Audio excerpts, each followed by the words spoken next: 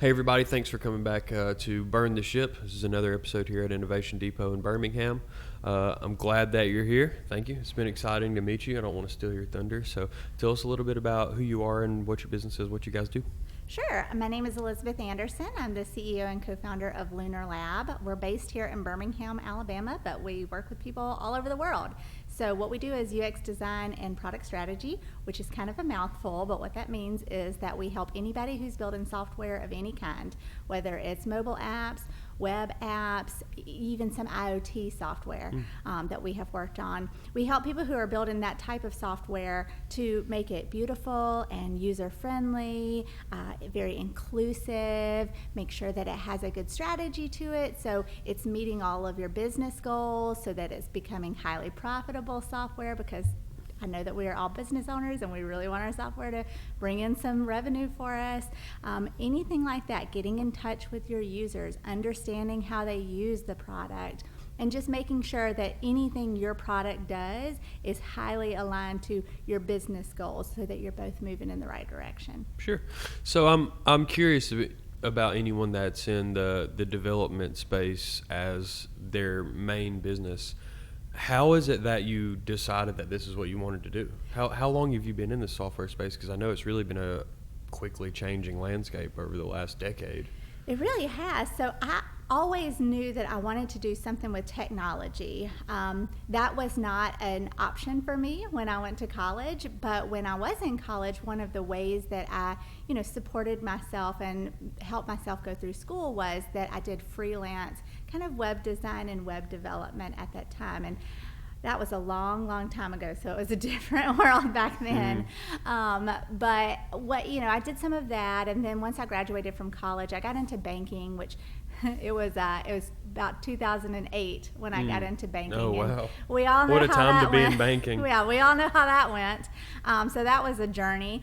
Then I got into technology just because I always knew that I wanted to do something in the software space. I always wanted to do it. I was always so intrigued by anything having to do with the internet and computers, and I remember being a teenager and just loving it, going online, and anything that I wanted to know was right at my fingertips. I had all these big questions about the world, and I could answer all of those things. So I did a lot of that. Got into the software space, and I sometimes say that I have done everything in software except writing code. So I've done project management. I've been on the customer support side of things. I have done product strategy, which is kind of my sweet spot, I feel like. I've done QA, so I've done a little bit of all of those things, and I've always just really, really loved it. So my co-founder and I launched our business together after having been in software for many, many years. She and I actually have worked at 3 different companies together now. Oh, wow. Yeah, so she is very similarly has been more on the UX and design side of things, and we launched our business to try to help other people in this space. Sure. So as you kind of got into the technology space, how did you start acquiring clients? Sure. We have worked in tech for so long, and we have worked with all different types of clients. So some of those have been gigantic fintech companies. That's a place where my co-founder and I met each other. We were at this huge fintech company where we were servicing these big, big clients, these giant banks all over the world.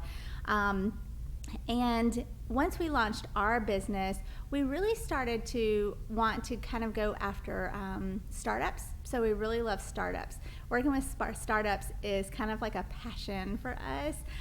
Anything that we can do to help fellow entrepreneurs who are launching a business. Love working in the startup space, but we also work with some clients who are bigger clients, right? So enterprise level clients who are building these big software solutions. So we've got people who are all over. And as far as acquiring them, we do a lot of marketing. I'll say, really? Yeah, do lots of marketing, lots of social media outreach, and most of our work comes in through referrals. So we partner with a lot of organizations, and we get a lot of referrals we have a lot of repeat clients. Our repeat client rate is about 48% right now, which is outstanding. Wow. Very happy about that. Get a lot of referrals that way, and a lot of our partner organizations. We love our partner organizations that we work with. What's some cool stuff you guys are working on right now? Oh my gosh. One of the coolest parts about what we do is that we get to work on all different types of software every day. So a few weeks ago, we worked on an app for children, which that's a very unique demographic. And when you work on an app for children, there are a lot of ethical considerations that come in with that. Sure. We don't want to make an app that is addictive for 4-year-olds, right? Sure. Like that is a no-go for us. But you also have to think about the ways that children use technology and how it's very different. And this week, we're working on an app for a web app that you can buy checks online, right? Oh, wow. So people still do that. Yeah, I don't do. know if you've bought checks online lately, but they all look like they were made about 20 years ago. Yeah. So we're working on an app in that space, and that's an extreme other end of the spectrum, right? Because we know through data that the majority of users for that web app are in their 70s. Right? So this is an older population, and their needs are so different from the 7-year-old's needs. Absolutely. Right? So we kind of are all over the place, and each one of those kinds of things has their own challenges and their own unique things that we need to look at. Each one of those businesses has different needs. So you can't just go out and design an app and put a whole bunch of flashy best practices on it and call it a day. You have to really dive deep and understand who is the target demographic for this. How are they using it? How can we make it really successful for them? And how can we also make it successful for the business so that it meets that business's goals?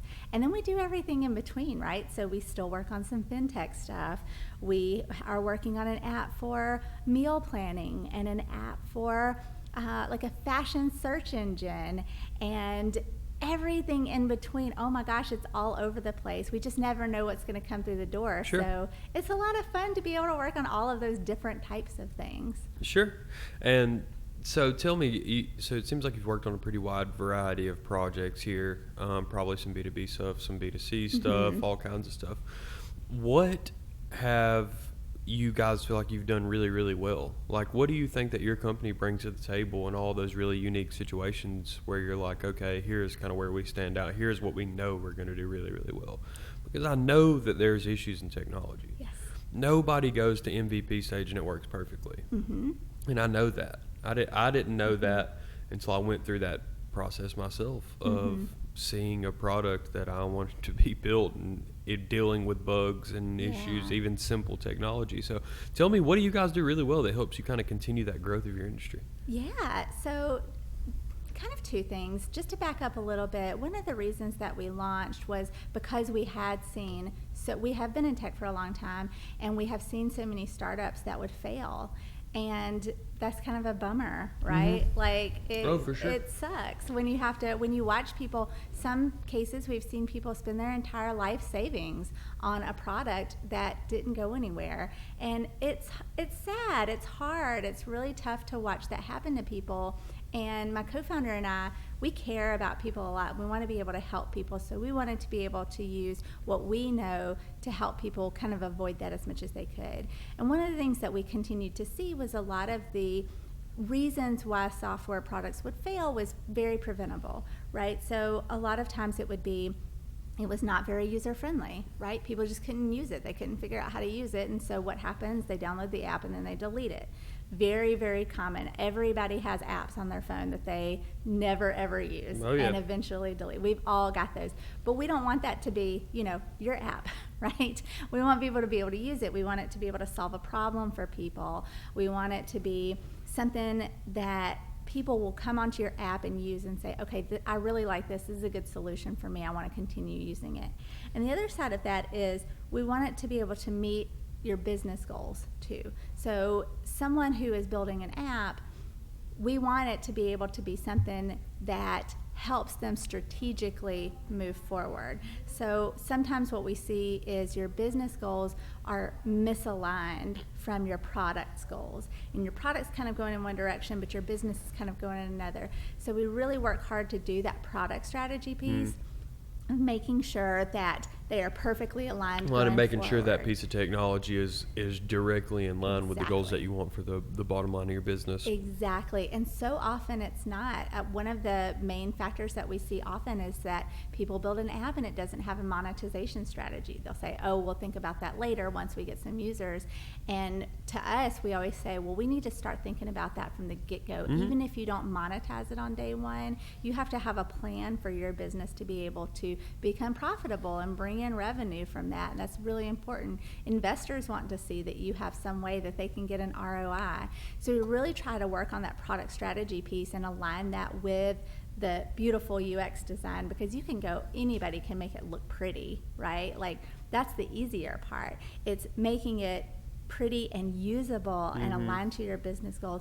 That's kind of the differentiator for us and what we try to bring to the table for every client that we work with. You bring a lot of business acumen to the table. Exactly. We want you to go out and be successful, because what happens is when the people that we work with go out and they win awards, or they win their funding rounds, or they get tons of funding. We had a client recently who went out that we worked with on product strategy, and they went out and got $10 million in funding, and it was so exciting for us.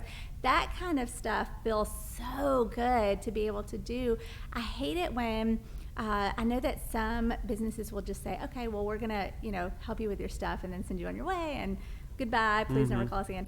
And that's not really our jam. We really want to lift people up and help them as much as we can. So I think that's one of the differentiators for us. And then the other thing is, too, I think there are a lot of problems with software, right? We all know that there are issues in the tech industry. It's really tough out there. There's a lot of apps that are harmful, that are not inclusive. So we try to bring that inclusivity into all of the technology that we create. So we always have a very uncomfortable conversation with founders about ethics behind this tech that you're creating. How does it fit within the wider ecosystem?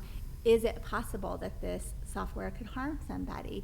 Who is it excluding? We always want to make sure that we are being inclusive and ethical in anything that we advise on. Sure.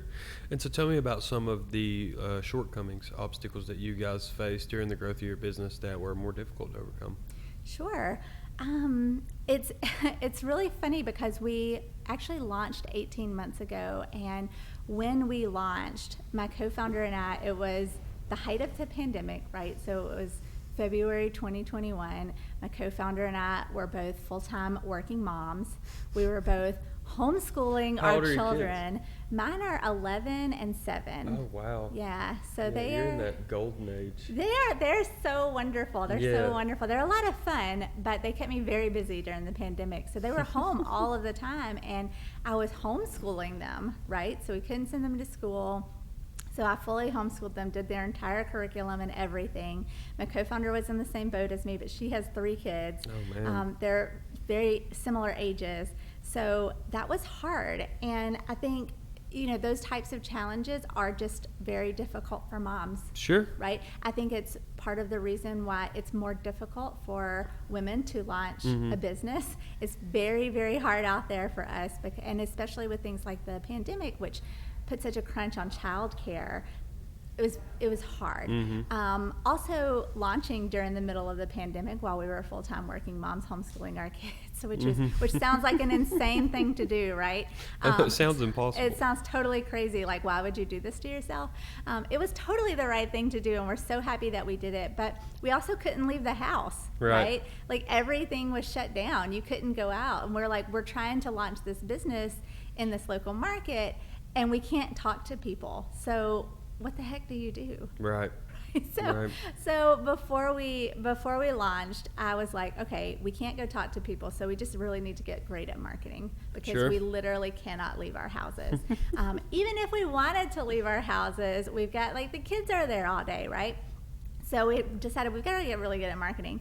So what I did was, before we launched a business, about 2 months before we launched a business, I was like, I don't know anything about marketing, right? I know nothing about this entire field. I have never done marketing before. So I went to the library, as one does, and I checked out every book that they had on marketing, and I read them cover to cover in a month. So just one after the other, I was just flying through them. And that really helped us to be able to launch it with those constraints of the pandemic on us all the time. Sure. Yeah. I mean, yeah, it's marketing is a difficult thing to really understand. Yes. To really have your PhD in marketing, you have to be. I mean, I know a lot of people that hate on getting a marketing degree because it's not very specific, or how are you going to apply that? Mm-hmm. And I do agree that you have to have some industry knowledge to Sure. be able to market your business effectively. Mm-hmm. But man, we've seen the effects of good marketing, especially It over the last works. 2 years. We have seen the companies with the effects of good marketing. It So totally works. I it think definitely everybody works. should do it. And 100% works. in the startup space, I feel like a lot of founders are almost a little intimidated by the idea of doing marketing. But you don't have to be, right? You can you can go out and do it. If I can figure it out, I think anybody can. Tell me this. We always end up with this. I always end up with this. But the podcast is called Burn the Ship, right? Mm-hmm. And I truly believe that. Have you heard The Illusion of Burn the Ship? I'm sure you seem very well read. I love to read as well. So, like everything I've ever named has been named after some allusion to some part of a book, right? So, burn the ship, Spanish conquistadors land in Latin America, burn all their ships because there's no going back, right? Well, I think there's a moment like that for every entrepreneur, right? Where this light switch flips on, where you're like, okay, I need to shift all my focus in this direction and go all in on my business because I see some opportunity of success, but I also see the opportunity to fail. Just describe to me what that feeling's like of going all in on your business for the people that are in our audience, kicking around the idea of really committing to something. It is so hard. It is so hard. My co-founder and I are people who would definitely be described as very risk-averse people. We were not little girls who, dreamed of growing up to become entrepreneurs. That was just not really something that was in our wheelhouse. And so it was really scary to do it, but it just felt so right. And our company's name is Lunarlab, and it felt almost like a gravitational pull towards, like, we must do this thing. It felt almost like it was not optional.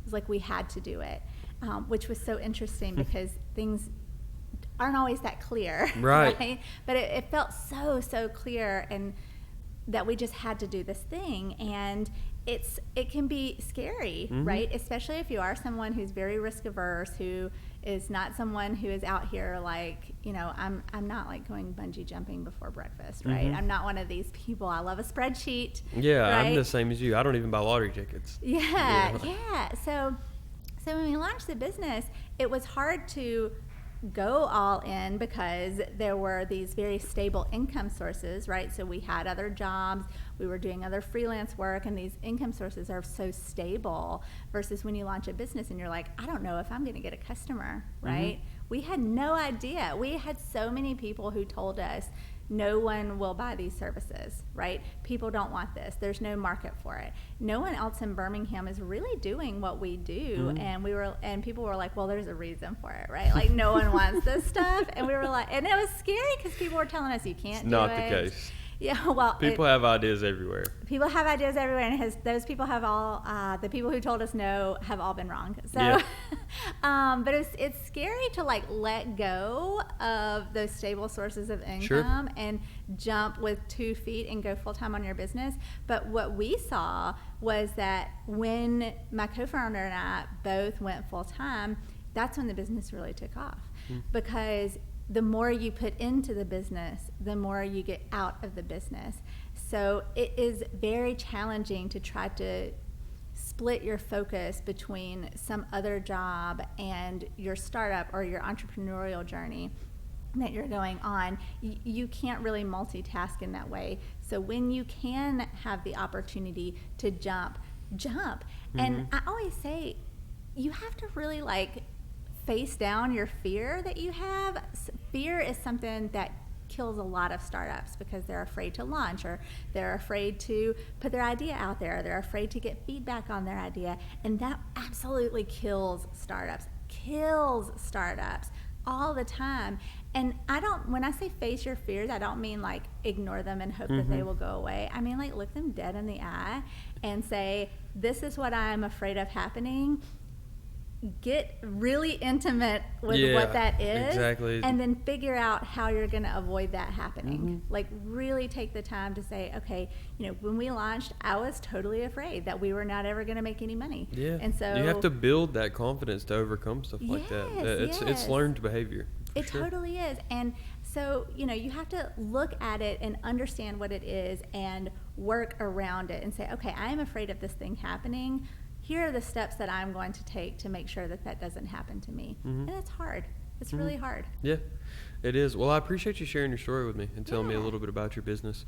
Obviously, we're in the B2B world and the podcasting world, so I hope to be able to connect you with some people and kind of Thank be of you. value to your network. So Well, thanks for you. coming on. It's been a really interesting story, and I hope the best for you as well. Because we're in Atlanta. We're members of Atlanta Tech Village. It's kind of the tech community that we inhabit, and I promise that there is a ton of opportunity for you in this space. Like I'm not Thank you. telling you anything that you don't already know, Yeah. but you can do whatever you want. I Thank really believe you. that. So I appreciate you sharing your story with me, and I look forward to seeing kind of how you guys succeed in the future. Hopefully we can do this again in a few months. Yes, I would love to. Thank you Sure. for having me on. I really appreciate Yeah, it. absolutely. Thank you. Till next time. Thanks. All right. That was a lot of fun.